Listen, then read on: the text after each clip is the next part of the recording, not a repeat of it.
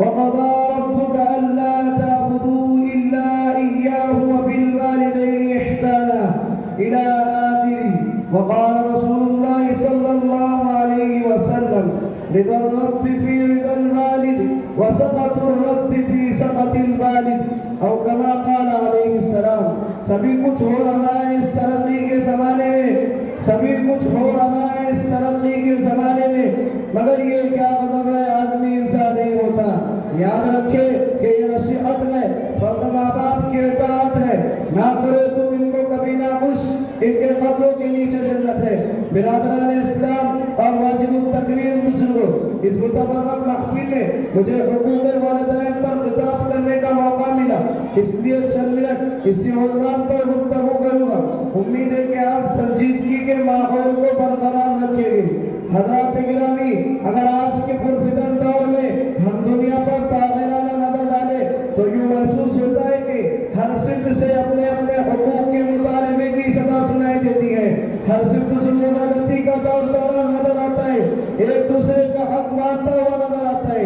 ہر ایک کو دوسرے سے شکایت، ریا کو بادشاہ و حاکم سے شکایت، آقا و مالک کو غلام سے شکایت، غلام و نوکر کو آقا سے شکایت، والدین کو اولاد سے شکایت. کوئی پڑوسی کا حق ادا کرنے کے لیے تیار نہیں، اولاد والدین کا حق ادا کرنے کے لیے تیار نہیں. والدین پر ظلم و زیادتی کے پہاڑ تولے جا رہے ہیں، ان کی عزت و احترام و آداب کو پامال کیا جا رہا ہے.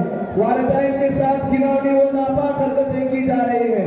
ہم اس ماں پر ظلم و ستم و زیادتی کی برسات کرتے ہیں جس ماں نے 9 ماہ اپنے پیٹ میں رکھا، جس ماں نے 2 سال تک دودھ پلایا، جس ماں نے بچے کی قاتل مصیبت برداشت کی، جس ماں نے بچے کی پریشانی کو اپنی پریشانی سمجھا.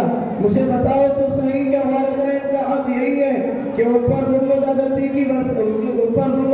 کے پہاڑ توڑے جائے، والدین کے ساتھ گھناؤنی و ناپاک حرکتیں کی جائے، ان کی عزت و احترام کو پامال کیا جائے.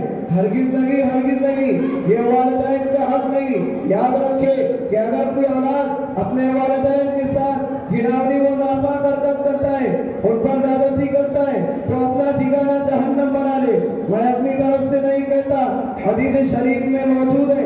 محسن انسانیت حضرت امامہ رضی اللہ عنہ سے مروی ہے کہ محسن انسانیت صلی اللہ علیہ وسلم سے ایک شخص نے دریافت کیا، یا رسول اللہ ما حق الوالدین، والدین کا حق کیا ہے؟ سنو میرے نبی کا جواب تو سنو.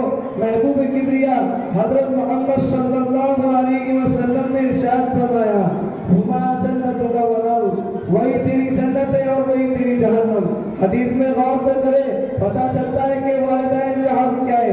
حدیث شریف کا مطلب یہ ہے کہ اگر کوئی اولاد اپنے والدین کی عزت و احترام کرتا ہے، ان کی فرما برداری کرتا ہے، تو اپنا ٹھکانہ وہ جنت کا حقدار بنتا ہے. اور اگر کوئی اپنے والدین پر ظلم و زیادتی کرتا ہے تو اپنا ٹھکانہ جہنم بنا لے. برادران اسلام، اگر کوئی اولاد اپنے والدین پر ظلم و زیادتی کرتا ہے تو اللہ تعالیٰ اس کو آخرت میں تو عذاب ضرور دیں گے، لیکن دنیا میں بھی اس کی سزا مل جاتی ہے. ثبوت کے طور پر میں آپ حضرات کو ایک واقعہ بتاتا ہوں. غالباً پڑوس ملک میں پیش آیا. ایک نوجوان نوکری سے گھر آیا تو اس کی بیوی نے اس سے ماں کی شکایت کی.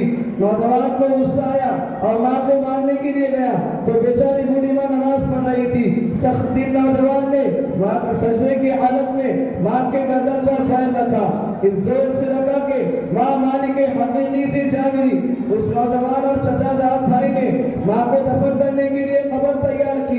پھر ماں کو قبر میں اتارنے کے لیے وہ نوجوان اور چچا داد بھائی دونوں قبر میں اترے تو چچا داد بھائی تو قبر سے صحیح سلامت واپس نکل گیا، لیکن اس نوجوان نے نکلنے کی کوشش کی تو قبر نے فوراً اسے دبوچ لیا. نوجوان دہشت زدہ اور ڈر کی وجہ سے چلانے لگا. لوگوں نے اسے نکالنے کی ہر ممکن کوشش کی لیکن کامیاب نہ ہو سکے. بہت سارے لوگوں نے اس نوجوان کے لیے دعا بھی کی لیکن کسی کی دعا کارگر نہ ہوئی. آخرکار نوجوان تڑپ کر مر گیا. لوگوں نے اس کے اوپر مجبوراً مٹی ڈال دی.